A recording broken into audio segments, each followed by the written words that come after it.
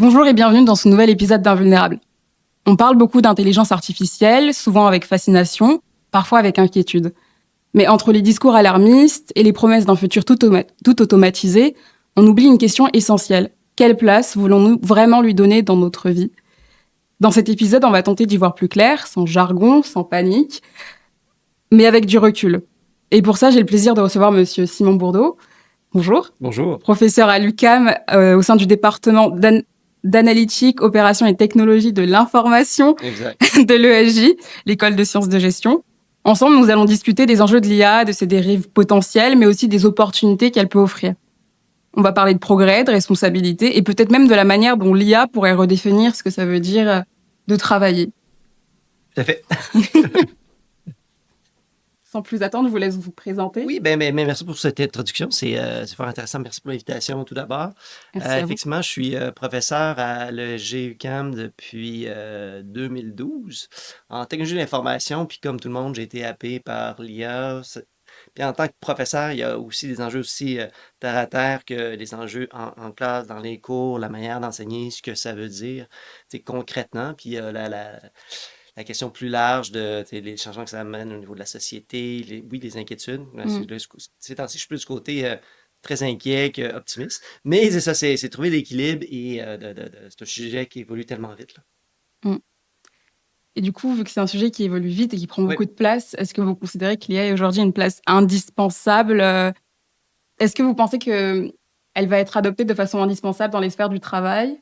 Il y a comme un hype, tu sais, c'est très, très important. Puis, tu sais, faut se rappeler, bon, c'est novembre 2022, c'est la date importante de ces dernières années par rapport aux technologies, c'est quand OpenAI a lancé ChatGPT. Donc, c'est comme si tout d'un coup, l'IA devenait accessible, démocratique, et on voyait le potentiel. Mm.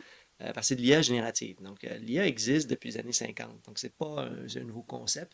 C'est simplement que c'était là, il y a eu différentes évolutions, mais maintenant, les potentiels qu'il y a par rapport à la partie générative, prédictive, les nouveaux modèles qui ont été développés font en sorte que les possibilités sont énormes. On voit plein les organisations, entre autres, voient plein de potentiel. C'est dessus un peu la bourse. Je ne sais pas si tu as vu les investissements. La bourse est dopée par rapport à ça. Mm. Il y a des parallèles énormes à faire avec le dot-com au tournant du millénaire, avec et le potentiel d'Internet et de toutes les compagnies côté transactionnel, donc les dot-com, là, et donc sur le commerce électronique. Donc, on voit un peu le parallèle.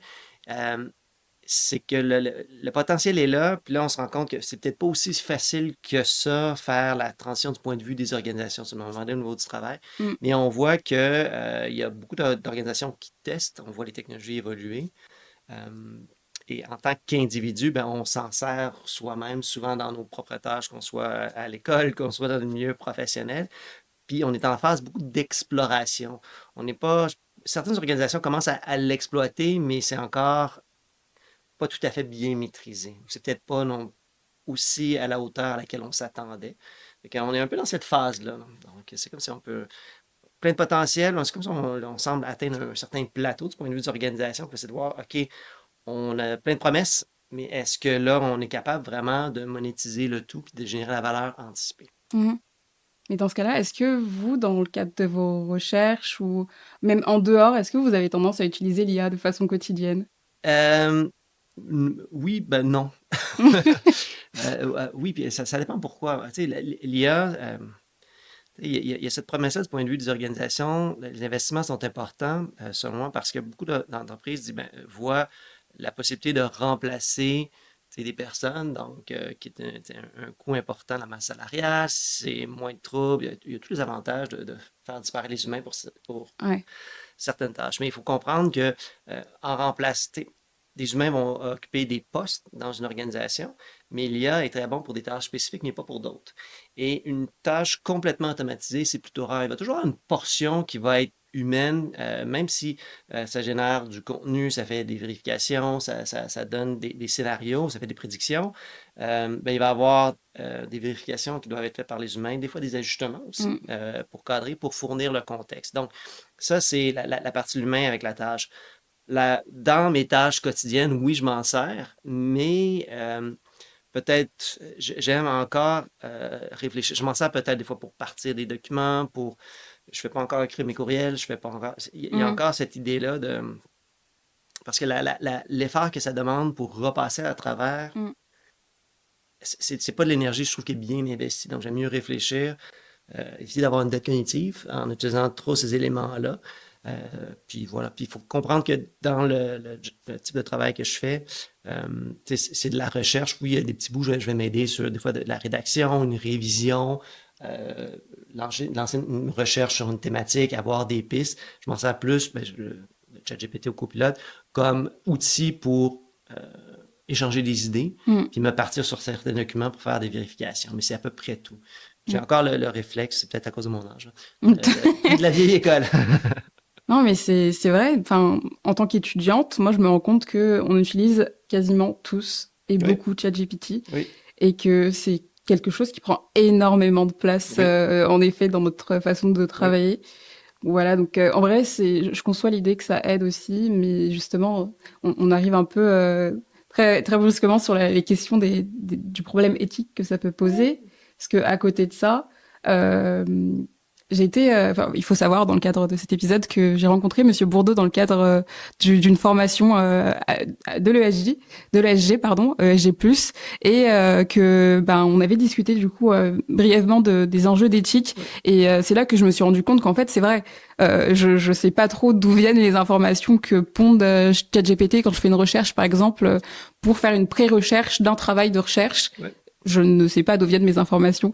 Est-ce qu'on pourrait, pour le, pour tout le monde, parce que je pense que beaucoup de personnes, très peu de personnes justement, savent d'où viennent ces informations de ChatGPT. Revenir un peu Ouais. sur ça pour introduire les questions d'éthique. Oui, oui. Puis avant d'aller à la question d'éthique, tu parlais de l'exemple de l'utilisation dans tes cours à l'université, tout Oui, le monde l'utilise. Il y a une très, très grande utilisation. Puis effectivement, ça nous fait souvent gagner du temps à court terme mm, parce que c'est moins d'efforts, moins le coût en temps qu'on sauve est important. La qualité est relativement présentable. Le travail est présentable, mais la qualité du travail souvent est assez générique. Et en fait, c'est une dette, on reporte le tout parce que apprendre demande un effort, faire oui, des liens, et là, on délègue le tout. Puis, je disais que l'IA dans mon travail est rentrée dans les classes de cours. Assez rapidement, on a vu l'utilisation, on a testé nos examens, on a fait tout plein de choses avec la première version pour se rendre compte que il y avait, bon, certaines possibilités. Après, il y a eu ChatGPT 4 qui est sorti. Et on a vu la qualité augmenter. Puis avec cet été, ChatGPT 5 qui est sorti, là, on voit que la qualité, le taux d'hallucination est un peu moins important, mais il y a encore cette notion-là on parle des données, le côté éthique. On ne connaît pas les données sur lesquelles ces modèles-là sont entraînés quand on parle des modèles publics et ouverts. Il y a le fait aussi que quand tu rentres, toi, tes données là-dedans, est-ce que tu sais où ça s'en va? non, Non. Faut prendre pour acquis que une fois qu'on met des données là-dedans, ça nous appartient plus. On sait pas qui va s'en servir, on sait pas où ça va aller, on sait pas ça va servir à entraîner quel modèle.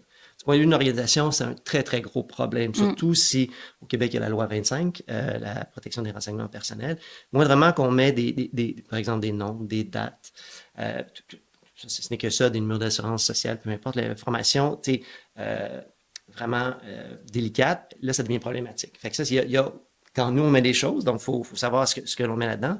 Et ce qui nous revient, mais ces modèles-là, ces grands modèles-là sont entraînés avec des bases de données légales, pas légales. Donc, il y a les enjeux de savoir. Il y avait, c'était Watchdog de The Atlantic, la revue américaine, qui a fait un site où on pouvait rentrer, je suis chercheur, je fais des papiers qui sont publiés dans différentes revues scientifiques, donc, où dans ces revues-là, il faut comprendre dans le domaine scientifique, la qualité de ce qu'on produit. Il y a un processus d'évaluation, l'évaluation par les pairs. C'est ce qui permet de garantir dans les différents domaines, en présentant nos projets de recherche, d'autres personnes vont évaluer pour voir la source, la fiabilité, tous ces éléments-là. C'est le processus qui garantit, si on veut, la qualité des recherches, des résultats, la confiance qu'on peut avoir ultimement dans ces projets-là. Donc, les papiers sont publiés dans des maisons d'édition, donc qui s'occupent de gérer tout ça, qui sont disponibles dans les bases de données. Et donc, mais bon, il y a des frais aussi. Moi, en tant que chercheur, je touche pas d'argent, mais donc c'est pour faire fonctionner tout ça, justement, il y a des coûts, etc. Et donc, The Atlantic avait une application qui s'appelle Watchdog. On pouvait rentrer notre nom de chercheur. Et là, on voyait, en fait, il nous sortait la liste d'articles qui ont servi à entraîner ces... Donc, il y a quand même une liste. Il y a une liste, mais par rapport à... Par exemple, moi, les papiers qui sont là-dedans, donc qui sont ressortis de la liste, parce que sur Google Scholar, on peut voir les papiers que j'ai faits. Puis, si on fait du moissonnage, il y a des applications qui peuvent aller chercher les données de façon illégale. Parce que, tu sais, d'un point de vue éthique et moral, ce que les entreprises comme OpenAI vont faire, vont aller chercher des données, mais c'est pas toujours clair s'il y a une entente avec les maisons d'édition ou c'est des données qui sont volées. Oui, volées. Empruntées. Exactement. Il n'y a pas de... il y a cette question-là parce que moi, personnellement,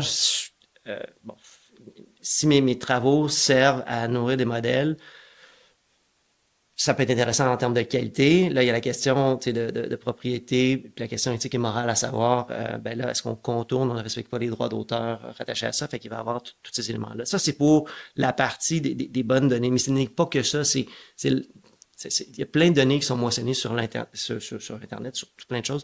Je pense que pour entraîner ChatGPT 5, j'avais lu en quelque part, c'est environ, la quantité de données que ça représente, c'est environ 10% de l'Internet visible. C'est une masse phénoménale d'informations.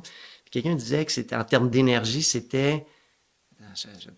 Peut-être que approximativement, c'était l'équivalent de 2 centrales nucléaires qui fonctionnaient pendant 6 mois. C'est complètement débile. Là. C'est catastrophique en termes environnementaux, même si on n'en parle pas. Et donc, on va chercher tout plein de sortes de données, d'accord? Donc, des données de qualité, mais des données moins bonnes, des opinions, tout plein de choses.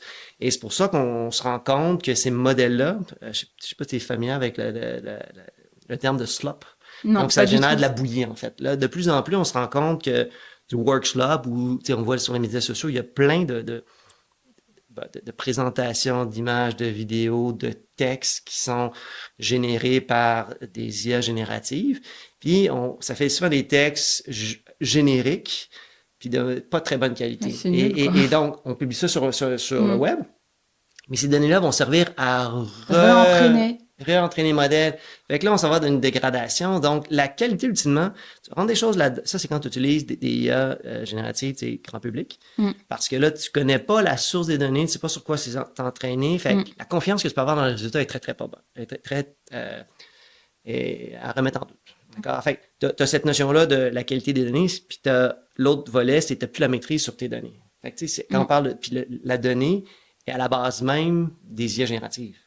Parce que c'est la clé de voûte. Parce qu'une IA, une IA, tu as besoin des données, tu as besoin d'un modèle d'apprentissage, puis tu as besoin d'un modèle de raisonnement, si on parle d'IA générative.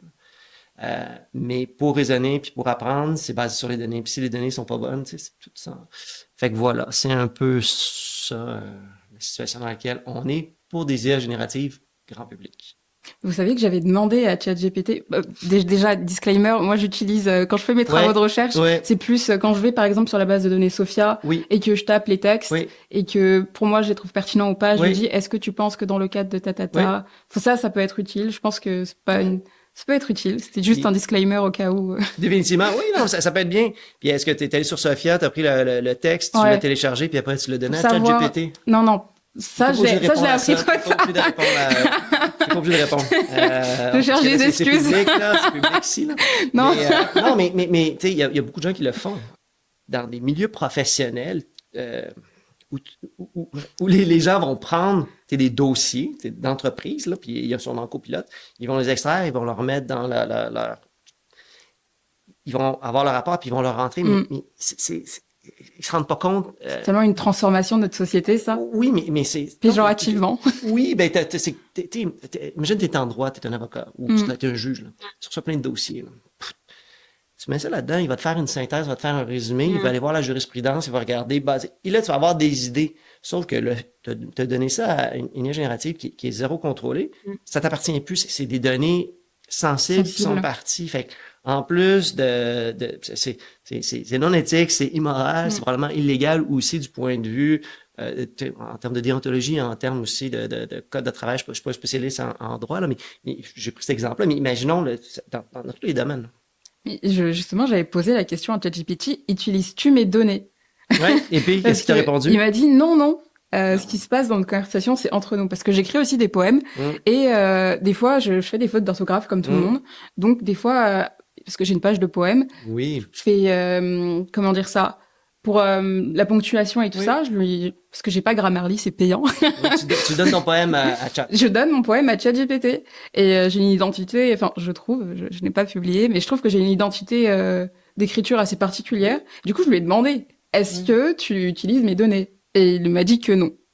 Donc, est-ce que ChatGPT m'a menti? C'est beau la naïveté, c'est génial. Parce que du coup, je me suis dit, il utilise pas mes données, il y a pas de souci, il fait que corriger de toute façon, il corrige mes fautes. Et moi, il a oublié la minute d'après, quoi. J'ouvre un nouveau chat, il sait pas. Quoi, là? Non. T'as mis tes données dedans, tu viens d'entraîner le modèle, ça t'appartient plus, là. C'est fini. Tu l'as mis dedans, puis il y a quelqu'un qui va un jour reprendre ton style, puis ça va être le style de Non!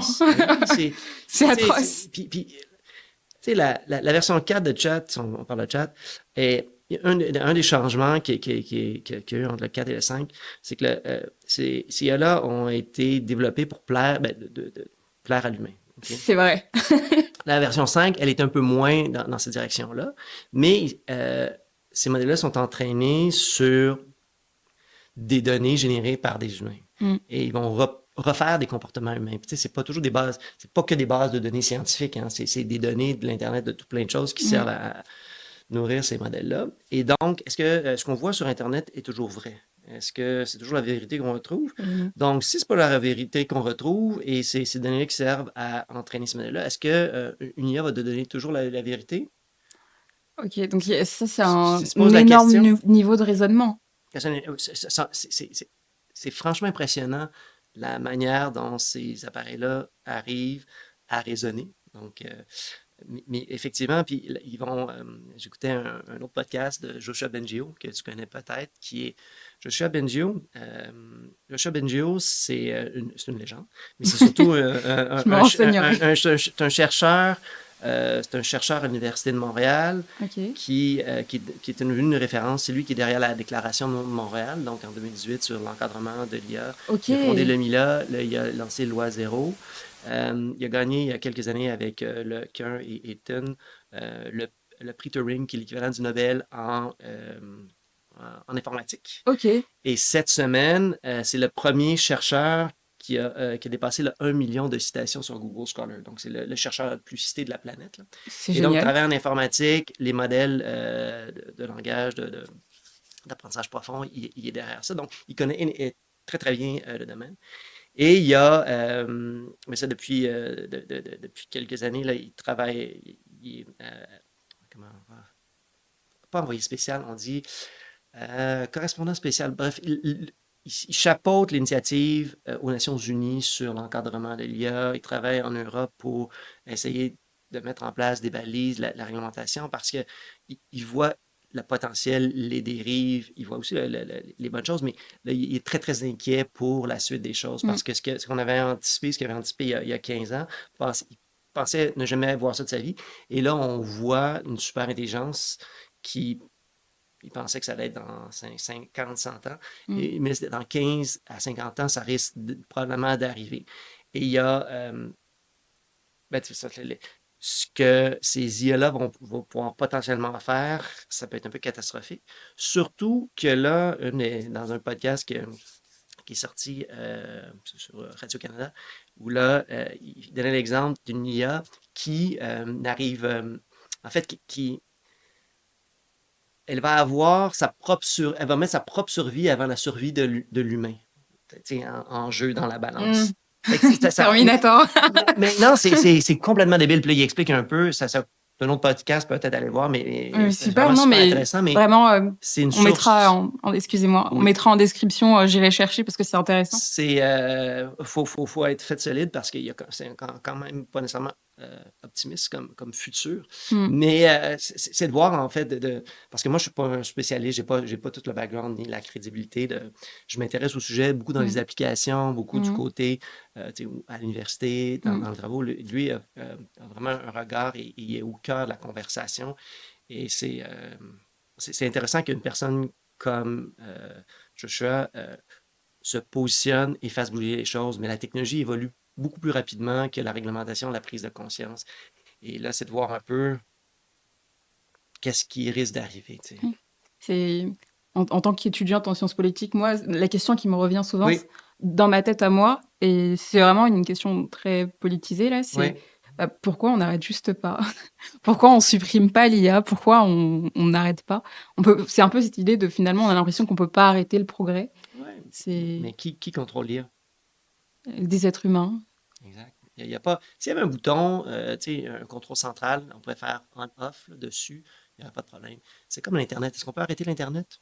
Non, c'est décentralisé. Il y a personne, à moins que une bombe électromagnétique, là, ça coupe tous les circuits, puis l'électricité, plus rien. Mm. Là, on pourrait l'arrêter, mais c'est décentralisé. Il y a quand même des très, très bonnes choses hein, en termes de recherche, en termes de développer des nouveaux médicaments, des nouveaux Oui, traitements, au niveau des fois tu sais, on parlait d'avocats qui s'en servent mal, mais d'utiliser la jurisprudence, d'apprendre ces éléments-là. mm. Donc, dans tous les domaines, ça peut être tu sais, au niveau alimentaire, au niveau des catastrophes. Tu sais, si on documente, on a des points d'information, on peut faire des modèles prédictifs beaucoup plus précis sur les inondations. Donc, il y a un potentiel énorme.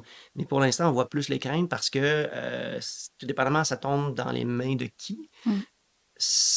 Parce qu'ils mettent des gardes. Ils essaient de mettre des gardes, mais on l'a vu, tu sais, je sais pas si tu as suivi aux États-Unis, il y a tu sais, le nombre de suicides. Donc, je sais pas si tu as Oui, vu, une des.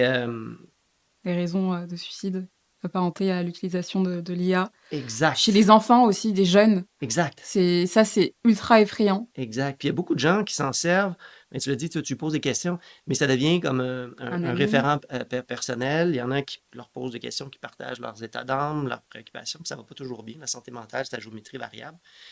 Et ben, ça peut être réconfortant, ils donneraient des réponses, ils sont là pour nous, mais des fois, ça peut un peu dériver. Et il y a un cas, ben, malheureusement, il y en a de plus en plus, et là, il commence à y avoir des poursuites. Et il y a un cas, j'ai lu dans un article, il disait, ben, il y avait des gardes, donc la personne a voulu demander tu sais, une Comment façon se de se suicider, suicider? Oui. exactement. Mais là, l'IA a dit non, je ne peux pas répondre à ça, tu sais, parce que, tu Mm. sais, il y a quand même des vérifications, on dit, Ouais. je ne peux pas répondre à ça, tu sais, ça atteint ta vie, etc. Mais si tu me posais la même question pour un scénario dans le cadre d'un travail d'école, je pourrais te dire comment. Ouais. Donc, il a donné la réponse, il a posé la question, fait qu'il a la recette. Fait que c'est un cas extrême, mais on ne peut pas tout contrôler. Fait que Mm.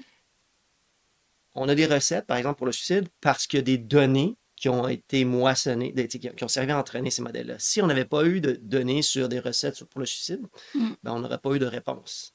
Si on n'a pas de données pour développer des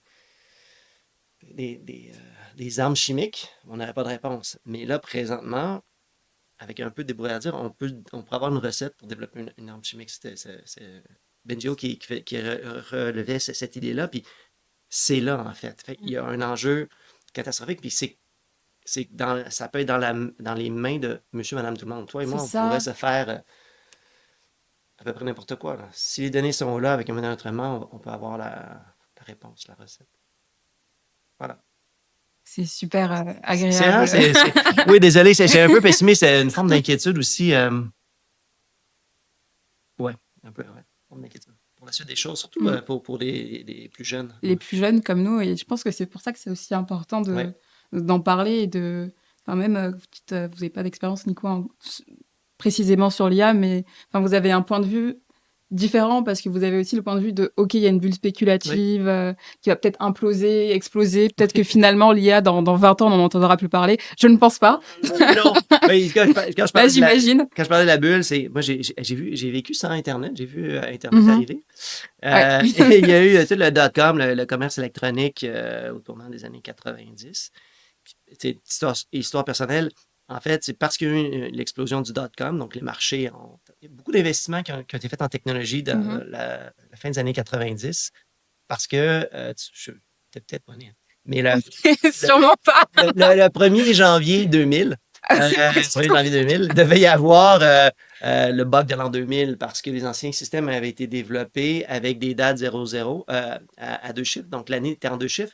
Mais là, on était en 99 et on retombait à zéro. Avec plein d'investissements qui ont été faits en technologie.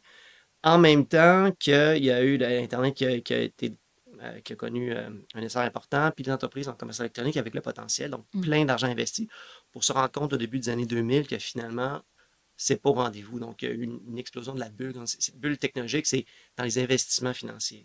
Et là, il y a des parallèles qui se font parce qu'il y a une grande inquiétude par rapport à ce qui se passe présentement. Parce que les investissements majeurs qui ont dans ce milieu-là qui dopent toutes les bourses mondiales. Si on regarde juste aux États-Unis, tu as les sept, Nvidia, tu as OpenAI, tu as Microsoft, Apple qui représentent plus de la moitié de la capitalisation boursière américaine, mais qui investissent entre eux. Et si jamais ça explose, il y avait un article dans The Economist qui disait que ça allait être, je pense, 30 fois plus important en termes de répercussions que ce qui était arrivé il y a 25 ans. Fait que ça Qu'est-ce que risque ça veut dire à peu ça près? veut dire parce qu'on est dans un monde financiarisé. Oui. Si la bourse va bien, tout le monde va bien, les fonds de pension, la retraite, ces éléments-là. Mais là, si ça pète, il y aura plus de. Les gens, bon, il y a des compagnies qui vont fermer, il y a des gens qui vont être mis à pied, il n'y aura plus d'argent qui va être investi. Donc, ça va créer un choc, pas juste financier, économique, Social. social, majeur. Comme un krach boursier. Oui, mais gros, là. Même plus gros que celui de 1929. Là. Mm. Selon c'est pas un équivalent, je rapporte ce que j'ai lu dans The Economist, mais les proportions sont énormes. Là. Mhm. Mais on sait, l'affaire, c'est qu'on ne sait jamais quand ça va arriver, puis les gens vont réaliser que, wow, c'est un peu trop. Là. Et on sera sûrement déjà très dépendant. Ben, dépendant, on va voir. Je pense, le jour au lendemain, je pense pas que ça va disparaître. Il va y avoir une réorientation, une prise de conscience de, OK, qu'est-ce qu'on peut faire entre ce qu'on avait promis, ce qu'on croyait faire, ben, c'est peut-être plus difficile ou c'est peut-être pas là qu'on s'en va. Mais ça reste que, tu sais, ChatGPT, Perplexity, Gemini vont continuer à être là. Puis, tu sais, il y a l'IA, tu sais, tu utilises Google Maps Oui, ou tu sais, plus des plan, outils mais de oui. plan. Ben, derrière, il y a de l'intelligence artificielle. Tu sais, dans le sens que tu as une donnée, puis il y a des ajustements qui se font. Donc, tu as Mm. la donnée, puis tu as un calcul qui se fait et qui se réajuste au fur et à mesure. C'est une forme d'intelligence Ok. artificielle. Mm. C'est juste que là, maintenant, il y a un hype par rapport à l'IA générative, copilote, Mm. Il y a plus une ChatGPT et autres. communication, un rapport de proximité assez fort, là, de pouvoir être autant en proximité avec une intelligence artificielle, lui dire bonjour. Oui, mais C'est en plus, si vous me dites qu'elle commence à vouloir se protéger elle-même. oui, ben, il y a ça derrière. Mais puis, tu sais, quand tu y penses, une intelligence artificielle, là, c'est que des maths. Mm. Tu sais, ça a des données, puis ça va sur des probabilités. Donc, tu rends des mots. Bonjour, je m'appelle. Et là, donc, tu sais, le prochain mot va probablement être un prénom. Fait que lui, il va regarder dans toutes ces données, puis il va regarder c'est quoi la probabilité. Est-ce que je m'appelle arbre, branche? Est-ce que je m'appelle Simon? Là, il va peut-être voir mes autres conversations, il va avoir accès à mes données. Fait que là, il va y avoir des probabilités. Et ce n'est que du calcul de probabilité Mm. qui se fait. Donc, c'est simplement que là, maintenant, la nature, on est capable d'avoir une forme de raisonnement où là, on va pouvoir échanger parce qu'il a été entraîné à faire ça. Donc, C'est comme voilà. l'apprentissage de la vie. Ouais, Franchement, ben, je vois je trouve pas ça si différent d'un bébé qui devient un adulte. ben, C'est un peu effrayant. ça s'appelle l'apprentissage machine. Puis, tu sais, t'as déjà utilisé des captchas? Tu sais, des fois, tu arrives sur un site, tu dois t'écrire, puis là, on dit, tu as une image, et là, tu as, par exemple, clique sur tu sais, une image découpée en petits carrés, puis là, tu as clique l'endroit où il y a un pont ou Oui, une oui, moto. oui, oui. Ben ça, je sais pas si tu savais, mais tu étais en train d'entraîner des modèles.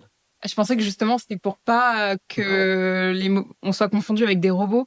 non, bon, oui, mais quand tu cliques sur l'image, tu entraînes le Un modèle pour rebelle. dire, Ah, ben ok. là, il y a cette image-là, ben là, il y a une photo dans cette zone-là. Fait que là, il y a une moto, ou il y a un pont, ou il y a une traverse, ou il y a un autobus. On ne nous demande pas notre avis Non, non, avant mais de. ben, c'est la grande phrase célèbre, tu sais, si c'est gratuit, c'est que tu es le produit, tu sais, dans le sens C'est que vrai.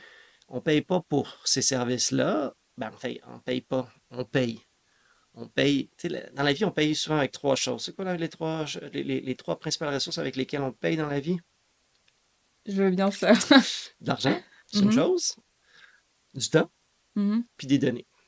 Donc, quand on ne paye pas avec l'argent, on paye avec notre temps, donc c'est notre attention, et des données parce qu'ils ont accès à tout. Parce que je suis certaine que tu as vraiment lu le contrat à chaque fois que tu. Puis, tu sais, je ne Non, suis pas en train de te pointer que je fais la même chose, là, j'accepte. il y en a trop. Non, Justement, exact. je soupçonne que c'est fait exprès, là. Il y a trop de... Ben, ils se protègent, c'est fait exprès. Puis, je sais pas si c'est dans le cours, l'autre fois, j'en avais parlé, mais il y a une compagnie d'assurance il y a quelques années, qui avait fait l'exercice disant, c'est une compagnie d'assurance, tu signes un contrat d'assurance, un peu comme dans un contrat pour une application. C'est, je coche en arrière, à la fin, j'accepte les conditions, puis je ne les ai pas vraiment lues. Et donc, eux, ils se sont dit, ben, les gens ne lisent pas. Fait que ce qu'ils ont fait, c'est qu'ils ont créé leur contrat formel. Puis ils ont dit, si vous vous rendez, puis à la page 17 de leur contrat, si vous vous rendez ici, appelez-nous, puis vous allez avoir un prix. Donc, il a fallu qu'il y ait je ne sais plus combien de centaines de milliers de personnes qui signent le contrat avant qu'une personne le lise vraiment, se rende à cette ligne-là, puis les appelle pour avoir sa prime, son 10, 15 000 qui était donné. Mais c'est une illustration. Fait que bref, on signe des pactes avec ces entreprises-là dans lesquelles on pense avoir confiance. Mais il faut apprendre que dès qu'on utilise une technologie, dès qu'on utilise un téléphone, notre identité numérique ne nous appartient pas. Il faut prendre pour acquis que ça ne nous appartient pas. C'est pas à nous. Ce qu'on met là-dedans, est-ce qu'on est prêt à le partager à tout le monde sur la place publique? Mm. C'est plus à nous du tout. Non, exact.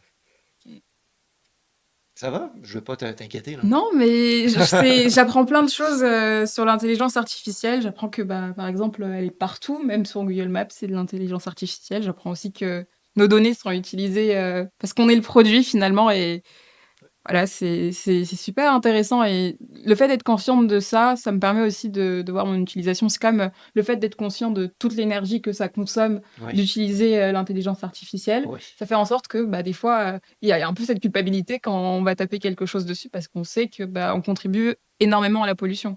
En fait, euh, l'eau et l'énergie sont les deux principaux enjeux, en fait. Et il y avait un reportage dans le Financial Times. Je pourrais t'envoyer où tu voyais en fait, parce que c'est des centres de données. OK? Et ces modèles-là, il y a toujours des centres de données pour les sites transactionnels, mais là, des centres de données pour supporter ces modèles de langage-là, ça prend des capacités énorme, donc en termes de traitement. Et donc, ça te prend des machines qui sont 10 à 20 fois plus énergivores. Puis Mm. il y en a de plus en plus, il y a des demandes. Fait que c'est vraiment catastrophique. Puis il y a certains endroits sur la planète où la réglementation varie d'un pays à l'autre, mais il absorbe tellement de ressources qu'il y a des fois des pannes d'électricité dans les gens qui habitent autour. Il y a plus d'eau parce qu'ils prennent toutes les ressources d'eau.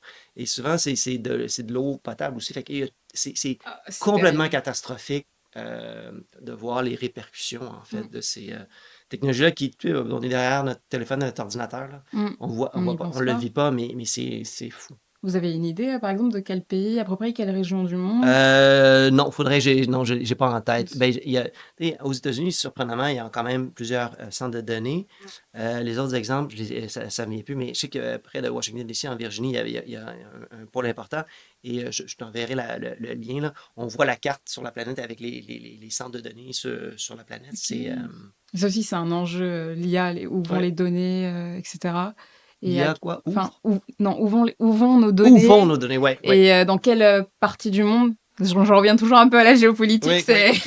c'est un peu tout l'enjeu de... Ben, c'est un enjeu géopolitique majeur aussi. Oui. Puis, tu sais, c'est un outil. Tu sais, on l'a vu à la première élection de Trump avec Cambridge Analytica, ce qui est arrivé, l'utilisation des données pour vraiment arranger un peu le vote pour que ça passe de son côté. Et là, on est rendu dans un autre monde complètement, là. C'est complètement fou. Puis, je ne sais pas si tu as vu aussi en Albanie, maintenant, ils ont une ministre qui est une IA. Donc, il y a une ministre qui est une Je IA. savais pas du tout. Ouais, puis ce matin, j'écoutais à la radio, il y a une autre annonce. Donc, l'IA, donc c'est une ministre qui est là pour aider les gens à prendre pas des décisions et les 82 députés vont avoir une IA pour les accompagner dans leur prise de décision. Je ne sais pas c'est quoi le modèle, je ne sais pas sur quoi ça va être entraîné, je n'ai pas de détails, mais cette idée-là de dire, OK, il y a des décisions puis des orientations sociales qui vont être prises par des IA, c'est quand même intéressant. C'est une ministre et le gouvernement ne s'est pas dit que c'était pas... Je connais pas tous les détails du comment, du pourquoi, du format en termes de responsabilité, d'imputabilité. Est-ce qu'on peut rendre une IA imputable? Est-ce que c'est l'IA en tant que telle? Est-ce que c'est le développeur? Est-ce que c'est la compagnie propriétaire? Est-ce que c'est l'utilisateur de l'IA? C'est les mêmes questions qui se posent, entre autres, avec les voitures intelligentes. Il y a l'MIT qui avait fait un petit exercice qui s'appelle le Moral Machine. Faudrait que ça fait plusieurs liens que tu vas rajouter à ton podcast. J'adore, merci. Le Moral Machine, c'est un test où on demande, puis on peut l'essayer, c'est super intéressant. Imagine t'es dans une voiture, OK? Et là, tu arrives à une intersection, et là, il faut que tu choisisses. Est-ce que tu vas écraser un couple de personnes plus âgées, dans la soixantaine, ou un enfant? OK? Parce que là, éventuellement, la machine, un humain va prendre une décision, puis on serait capable d'accepter le fait qu'il y a une erreur, un biais, puis il a fait ce qu'il... Mais une machine, on n'accepterait pas l'erreur. Donc, il faut qu'il soit capable de prendre cette décision-là, parce qu'on est dans une situation où il va y avoir un accident, je vais frapper quelqu'un, puis je dois faire le choix. Et tu ferais quoi comme choix? Est-ce que tu fais personne, le couple de soixantenaires ou la plus jeune personne? Tu n'es pas obligé de répondre encore une fois. Non, mais c'est des questions. Non, mais, c'est des questions. C'est des questions difficiles. Et là, tu fais des choix. Et selon le groupe d'âge, selon la provenance, selon la région du monde, on n'a pas tous les mêmes référentiels. Je peux répondre. Non, mais fait que c'est voir ça. Puis tu as l'idée de dire, ben, tu sais, là, je te donne une autre information. OK, tu as la jeune enfant et tu as le couple de personnes âgées. Beaucoup de personnes, tu sais, en Amérique du Nord vont dire, on va frapper les vieux parce qu'ils en ont moins à vivre. D'accord? Tu as peut-être passé ça, puis c'est correct. Mais je te dis, OK, cette personne-là là, est sur le point de développer un remède pour tuer le cancer. Est-ce que sa vie vaut plus que la jeune? On ne peut pas le savoir sur le moment. Non, mais il y a toutes ces questions-là aussi derrière. Fait que là, dans la valeur que tu donnes à une personne, puis combien vaut un enfant, combien vaut une personne adulte, combien vaut un Canadien, combien vaut un Français, combien vaut quelqu'un en Birmanie? C'est-tu le même prix? Non. Mais c'est... Ouais, en plus, je pense, dans le feu de l'action... oui, mais là, c'est une machine. C'est une machine. Donc, elle ne prend pas de décision. Enfin, il va falloir qu'elle tranche. Ben, ultimement, un des on parle parce que derrière, c'est des IA, en fait, qui sont derrière dans ces voitures-là. Et l'acceptation sociale en Amérique du Nord n'est pas encore là. Puis, légalement, ça n'a pas été clarifié, la responsabilité, puis derrière les cas qui peuvent survenir. Mais on voit que dans d'autres pays, entre autres, en Chine, là, c'est vraiment, ça rentre. Ils n'ont pas le même régime, ils n'ont pas la même façon d'interagir avec les cadres légaux, on va dire ça comme ça. Mais, puis tu sais, est-ce que c'est accepté par tout le monde ou c'est imposé par le régime? Fait que, bref, différentes réalités, mais c'est un peu les mêmes questions quand même qui se posent ultimement avec ces machines-là. La Chine qui essaye aussi de s'imposer sur ces domaines-là de technologie, parce qu'elle essaye un peu de sortir de cette dynamique de industrie du monde pour chercher justement à avoir un nouveau pôle de productivité. Ah, ils sont. Ben là, il y a deux gros joueurs en IA. Il y a les États-Unis, puis il y a la Chine. Puis il y a d'autres qui essaient de se positionner par rapport à ça. Mais c'est une guerre. Il y a eu la course à l'espace, qu'elle peut prendre dans l'espace. Là, il y a un peu la même chose qui se passe entre la Chine. Parce que le jour où tu vas contrôler ces éléments-là, ça va donner un avantage important. Puis là, ça, c'est simplement au niveau économique, mais tu as parlé de Terminator. Tu as fait référence à Terminator, oui. Mais il y a des gens qui rêvent à ces modèles-là. C'est pas Boston Dynamics, c'est les compagnies qui font des robots. On regarde ça, puis tu prends les IA avec les robots, tu dis, ben, tout est là. Voilà. Tout y est pour une magnifique fin du monde. Non, mais en dehors de ça, c'est vrai que, voilà, en tant que jeune, et c'est une réflexion sur laquelle je travaille aussi en parallèle, là, le fait qu'en tant que jeune, on donne l'impression aux personnes plus âgées, on va dire, qu'on est un peu la... Tu peux dire ça. Qu'on est la génération qui veut pas travailler, la génération qui veut pas. Ça, c'est peut-être un modèle très français, Oui, ce ok, discours-là. peut-être. Ben, donc ça, de toute façon, c'est diffusé dans la francophonie. Francophonie, exactement. Donc, vous nous direz d'où vous venez et comment ça résonne chez vous. Mais en tout cas, en France, on a beaucoup ce discours de mais la France, enfin, la jeunesse française ne travaille pas, la jeunesse française ne veut rien entendre. La jeunesse française veut être influenceur et prendre des photos et voilà. Mais c'est très faux. Moi, j'ai l'impression qu'il y a surtout le constat d'un ensemble d'enjeux handicapants, que ce soit des enjeux économiques, que ce soit des enjeux environnementaux, des questions comme l'IA là qu'on vient d'évoquer, et de tout ça. Je pense que ça crée un rapport différent au temps. Un rapport différent à la conception du monde. J'ai l'impression que c'est très différent dans le modèle nord-américain et que vos jeunes n'ont pas la même réputation que nous. Oui, en même temps, tu sais, c'est... tu dis, ils ne veulent peut-être pas travailler, ils n'ont pas la motivation, ils veulent être influenceurs. On pourrait prendre la même chose puis dire ça des jeunes, mais je pense que c'est une... J'aime pas faire des comparaisons générationnelles parce que c'est plus des individus, des contextes. T'as des vieux Nord-Américains qui veulent pas travailler. Il y a cette réalité-là. Je connais pas le modèle français, mais ça va pas bien en France, hein, ces temps-ci. Non, ça va pas bien. On n'est pas là pour critiquer. Petite parenthèse sur le système français. Non, mais il y a aussi des réalités aussi peut-être historiques, des façons de faire. L'espèce de... C'est ma perception. Des fois, j'ai comme l'impression qu'il y a des systèmes rigides en France, dans le sens, tu as fait des grandes écoles, il y a ce système-là de véritable élitisme. Oui, de classe sociale peut-être un peu plus difficile qui est latent peut-être dans la culture. Une des choses, il y a aussi le fait on a souvent, du point de vue nord-américain, que les Français râlent beaucoup. C'est comme On aime bien. Ben, c'est ça. Mais en même temps, je trouve ça fabuleux, de sortir dans la rue, de se mobiliser, puis de s'exprimer. Il y a quelque chose de beau à apprendre. Mais c'est trouver l'espèce de juste équilibre. Des fois, on est peut-être trop docile ici si on va à ce niveau-là. Mais pour ce qui est des jeunes, ben, en fait, je pense que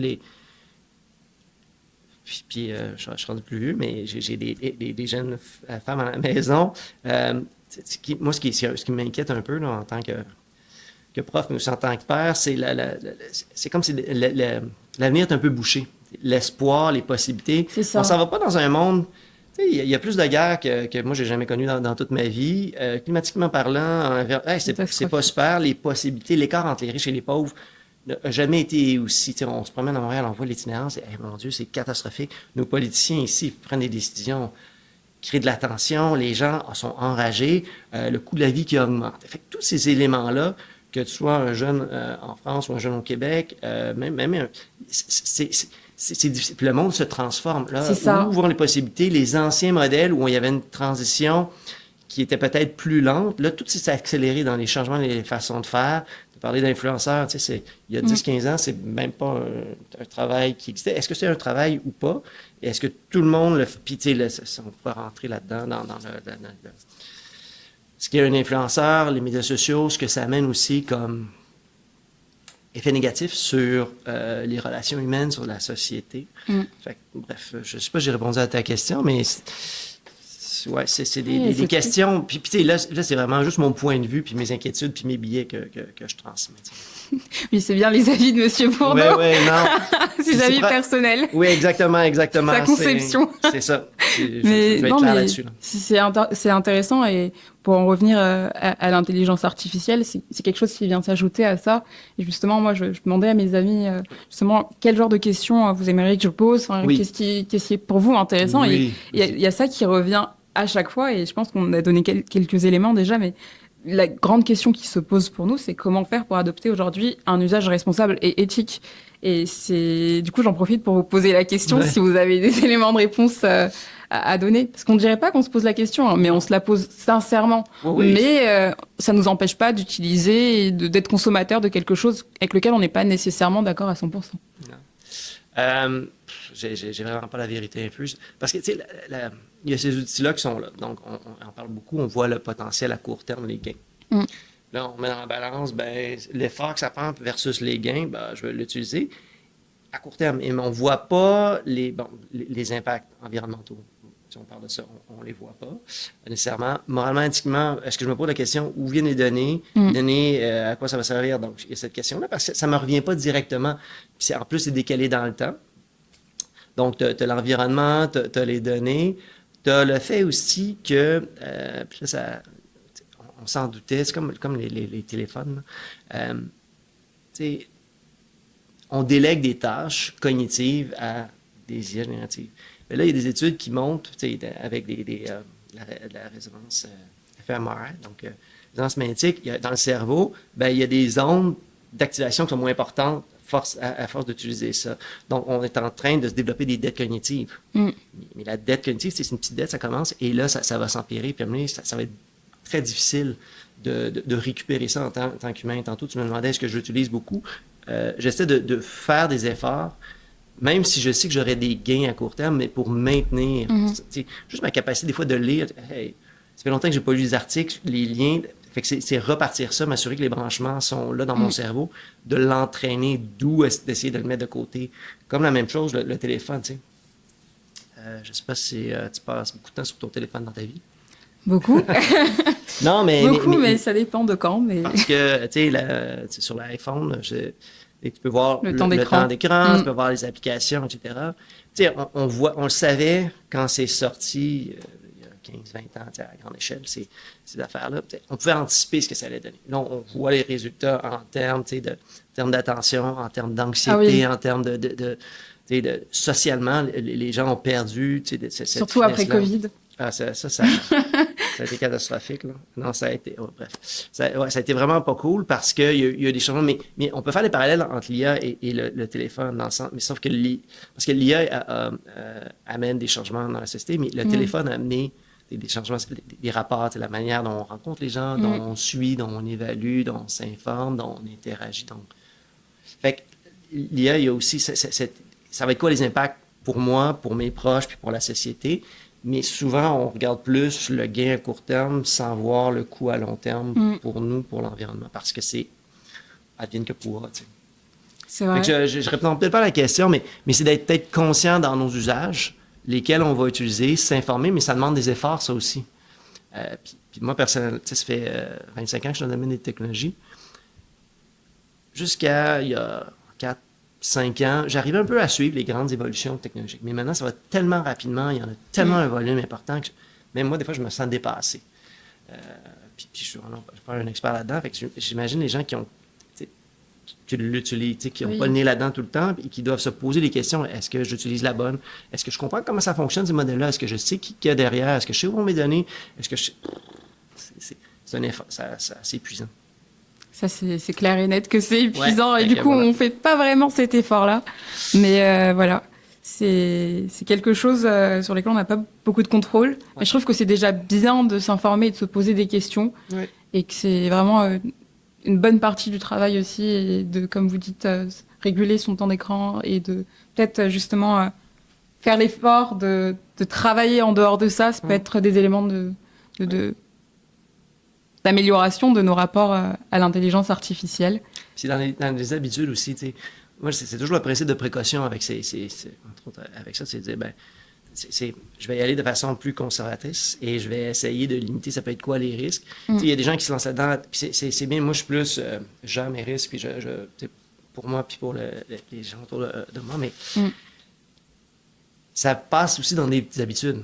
C'est comme, je ne sais pas c'est quoi ta relation avec le téléphone, mais moi, je me suis mis des règles. Le téléphone ne vient pas dans ma chambre à coucher. Il y a des heures, il y a des moments où je ne m'en sers pas. Puis là, il y en a qui vont dire, c'est mon réveil. Oui, mais il y a autre chose, je ne veux pas l'avoir. Là, parce que je sais que pour mon hygiène mentale, physique et autres, c'est une bonne approche. Même parce que c'est assez facile de se perdre dans ce genre d'affaires-là.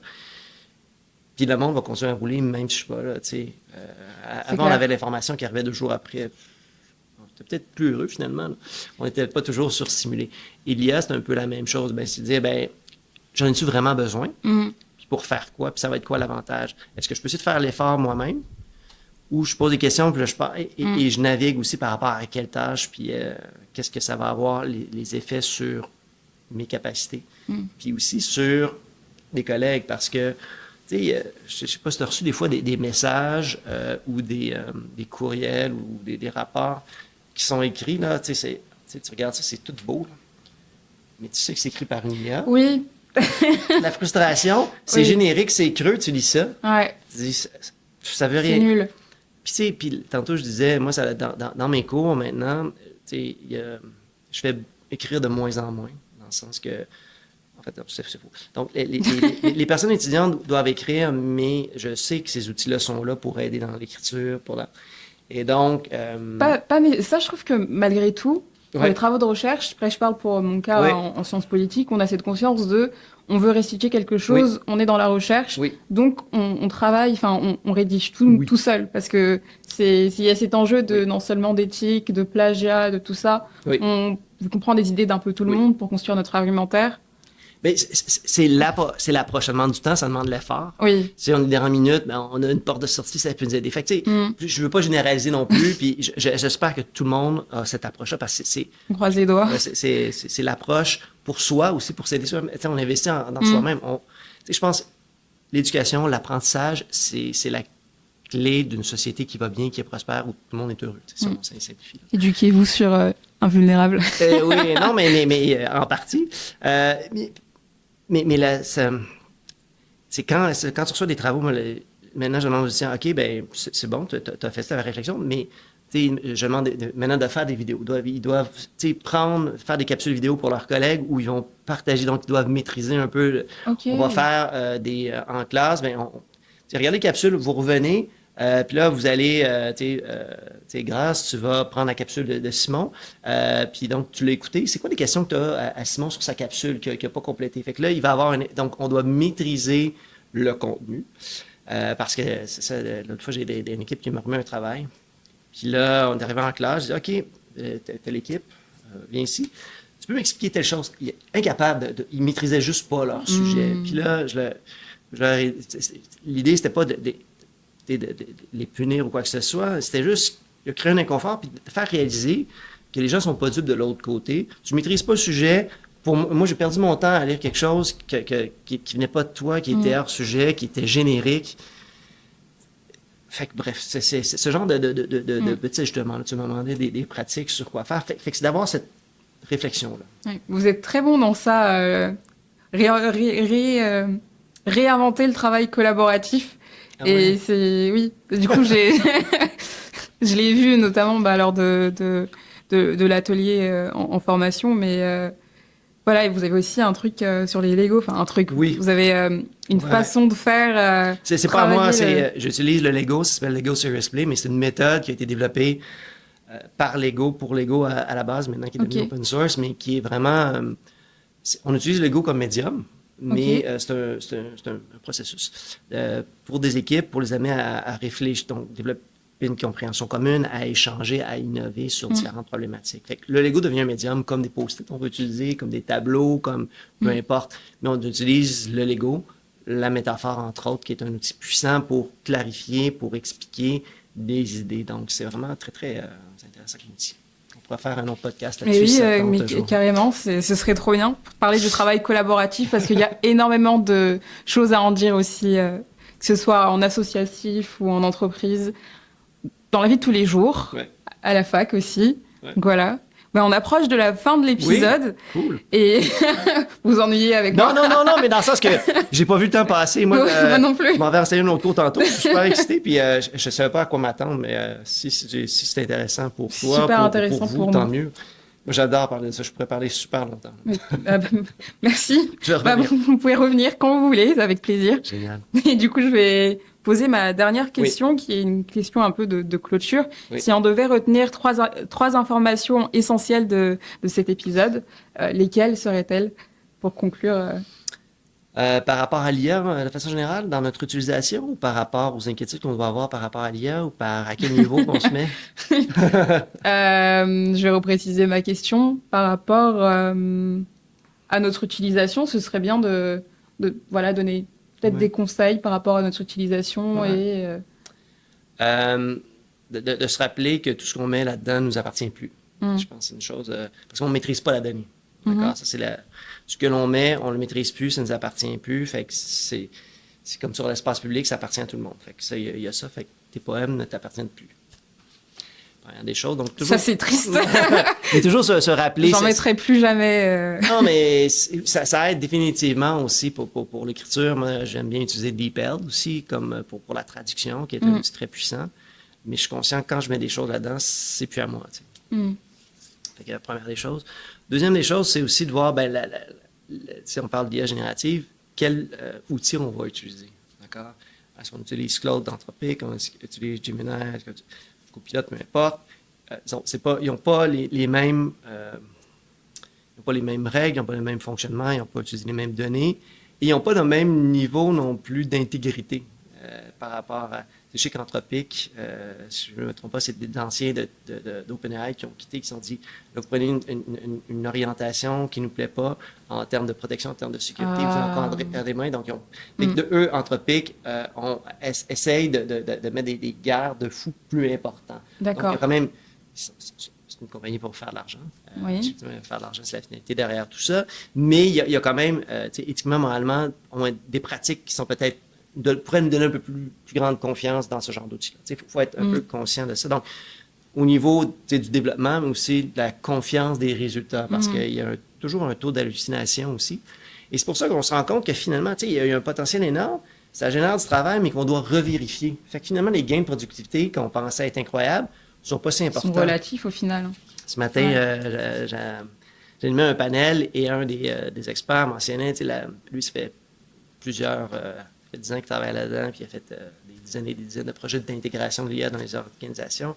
Il disait, souvent, on a des grandes attentes, mais le gain de productivité, qui est quand même important, ça va être entre 20 et 40 ce qui est quand même énorme. C'est beaucoup, mais c'est peut-être pas, des fois, on attend mer et monde. Fait qu'il y a ça. Donc, on ne maîtrise pas la donnée, il faut faire on ne doit pas toujours faire confiance à ce qui nous est produit. Fait que ça fait 2. Puis un troisième, c'est malgré tout, c'est garder l'espoir là-dedans puis essayer de voir les utilisations bénéfiques. Moi, je suis beaucoup du côté pessimiste ces temps-ci. Mais il y aurait, je pense qu'il y a été, en recherche, en pharmacologie, en sciences. Il y a un potentiel énorme. Aussi. Oui, il y a un potentiel énorme. Ce qui arrive, donc il y a beaucoup de travail de col blanc qui peuvent être bousculés par ça. Mais ça reste... que ça vient changer des tâches et non des postes. Et c'est pour ça qu'il y a peut-être des tâches qui disent, c'est quoi les tâches sans valeur ajoutée ou qui m'emmerdent, que je peux remplacer par ça sans, en respectant un code moral et éthique, là, et confidentiel et autres. Mais on voit du potentiel. Puis il faut réfléchir en termes de tâches, pas en termes de postes ou en termes de rôle dans une organisation, mais en termes de faire tâches. Quoi de tâches. Ce serait le troisième conseil. Merci beaucoup. Mais et merci puis, à toi, Grâce. Juste pour revenir sur ça, j'ai l'impression qu'on va jamais terminer cet épisode. Vas-y. Mais c'est vrai que quand on parle dans les médias, etc., de l'IA, on dit que l'IA va remplacer les métiers. Et c'est vrai qu'au final, c'est plus des tâches que des métiers que ça remplace. Ça transforme les métiers existants. Oui, mais ça, on va toujours avoir besoin, puis même pour les tâches, là, tu connais Pareto? La loi de Pareto? La loi de Pareto. Est-ce que vous pourriez réexpliquer pour moi et pour les gens de l'épisode? La 80-20, 80-20, avec 20% d'efforts, 80% des résultats. Ça s'applique dans plein de contextes. Mais tu sais, même quand on remplace des tâches par des IA génératives ou des IA, il y a un 80% de la tâche qui va pouvoir être automatisée ou va être faite de façon beaucoup plus efficace par une IA. Il va toujours avoir un 20%, peu importe la tâche, qui va être nécessaire, qui va être nécessairement faite par des humains, que ce soit pour faire une vérification, ultimement pour signer, si on doit être responsable, pour faire des ajustements aussi, parce que des fois on dit « Ah non, c'est pas juste... » ou donner du contexte, ou prendre une décision. Fait il va toujours avoir quand même une partie humaine dans la boucle. Mais effectivement, ça vient changer des tâches et non des rôles, mais pour certains rôles ou positions, il y a peut-être un plus grand nombre de tâches. Et là, ça amène un changement important à savoir, qu'est-ce que je vais faire maintenant? Donc, on va peut-être pas, finalement, ne pas travailler grâce à l'IA. Moi, j'ai vu parler du guichet automatique. Le guichet automatique, oui. Tu connais peut-être pas, je sais pas, tu utilises encore? On l'a en France. Non, mais c'est plus ton âge puis l'utilisation. Moi, je l'utilise vraiment Peu. Peu. Ah non. Oui. J'ai encore du content, j'essaie de l'utiliser parce qu'il y a des traces numériques avec les cartes de crédit, mais ça, c'est autre chose. Donc, il y a, je me rappelle, moi, j'ai connu Internet et j'ai connu aussi l'arrivée des machines. Des guichets automatiques. Et la grande inquiétude dans les institutions financières, c'est de dire, les gens qui étaient au comptoir, qui faisaient les transactions, leur tâche maintenant a été remplacée par ces machines-là. Puis c'était de dire, qu'est-ce que je vais faire en tant que caissière? Et puis du point de vue de l'organisation, mais qu'est-ce que je vais faire avec ces gens-là? Donc, il y a eu de l'accompagnement. Il a fallu reformer les gens, les rééduquer, changer leur rôle, leur responsabilité, parce que les tâches de base ont été automatisées. L'IA, c'est un peu la même chose, en ce sens qu'il y a des tâches qui vont changer, mais ça va libérer pour faire d'autres tâches à valeur ajoutée ou des nouvelles tâches, une nouvelle façon de faire. Fait que c'est cette transition-là qui est inquiétante, et c'est surtout inquiétant pour ces temps-ci parce que là, il y a beaucoup d'investissements là-dedans pour ultimement faire des mises à pied. Mais mises à pied, ça veut dire zone de transition, zone de turbulence, zone d'inquiétude. Pour qui? C'est juste une façon de l'exprimer? Non, mais cette semaine, là, il y a Amazon qui vient de mettre 14 000 personnes à pied pour les remplacer par des IA. Donc, il y a quand même cette logique de remplacement. Je m'apprêtais à annoncer à tout le monde qu'en fait, on va garder nos emplois, mais... Non, mais le bon côté, il y a ça, mais il y a des entreprises qui, il y a 6 mois, ont fait ça, puis ils se rendent compte qu'ils ont mis des gens à la porte, puis là, ils rembauchent parce que là, ils perdent de l'information contextuelle, ils perdent des éléments que les... Fait que là, on voit le potentiel, disant, on va pouvoir mettre du monde à pied, mais on perd une intelligence qu'on n'a pas encore intégrée dans ces machines-là et qu'on n'arrivera probablement pas à complètement mettre. D'où l'idée de dire, on va plutôt que mettre des gens à la porte, on va revoir des postes, des rôles, des façons de travailler dans l'organisation. Ou alors les remettre à la porte plus tard, un peu comme quand on embauche quelqu'un de nouveau, il faut refaire la formation. Exactement. Et là, c'est... Bon, je pense que ça va dépendre des entreprises, de leur politique, de la RSE aussi. De cet élément-là qui, malheureusement, apparemment, est en discussion dans certains pays. Oui, tu parles de responsabilité sociale et environnementale. C'est ça, responsabilité sociale des entreprises. Des entreprises. Et c'est vrai que j'ai pas précisé. Du coup, c'est de ça dont je parle. C'est logique qui font que les entreprises ont des responsabilités sociales, c'est-à-dire qu'elles sont responsables de la façon dont elles embauchent et aussi de la façon dont elles je cherche le mot correct pour le dire, mais pour renvoyer les gens. Et, pour les mettre à pied. Exactement, pour les mettre à pied, par exemple. Et voilà, le fait que les entreprises vont les prendre en charge, par exemple, les mesures qu'on a vues à la Silicon Valley de mettre des garderies pour enfants, ou à l'UQAM aussi, il y a ça. Donc, c'est des mesures de RSE. Au Québec, il y a le système des garderies aussi. On a un système social qui est quand même non négligeable et super intéressant. On va faire un épisode là-dessus. Mais oui, non, mais c'est des choses assez intéressantes. Puis tu parlais de RSE, mais un des problèmes aussi, c'est que beaucoup d'entreprises, c'est des tâches de base souvent que des IA génératives peuvent faire. Et c'est souvent des tâches qui sont effectuées par des juniors, des gens qui rentrent sur le marché du travail. Fait qu'il y a un taux de chômage qui augmente chez les jeunes très, très important. S'il n'y a plus de juniors, à un moment, il n'y aura plus de seniors. Tout compris. Là, ils se rendent compte il y a un creux parce que là, j'ai des intermédiaires. Là, les intermédiaires en font plus. Il faut que je les paye plus. Ils deviennent des seniors. Mais là, j'ai plus personne en bas. Fait que là, ils se rendent compte qu'il y a des limites. Sinon, ça détruit tout le concept d'avoir une entreprise. Exactement. Voilà. En tout cas, merci beaucoup. Merci à toi, Grâce. On va conclure l'épisode. Je vous remercie d'être resté avec nous. On espère que vous vous êtes amusés, que vous avez appris beaucoup de choses. Moi, personnellement, j'ai adoré tourner cet épisode avec vous. C'était un super temps d'échange. Je pense qu'on pourrait continuer des heures et des heures. On fera un épisode de la suite. On fera la suite. Là. Et voilà, on fera si vous me le promettez dans la caméra. Pour 6 mois. Donc, on voit comment ça évolue.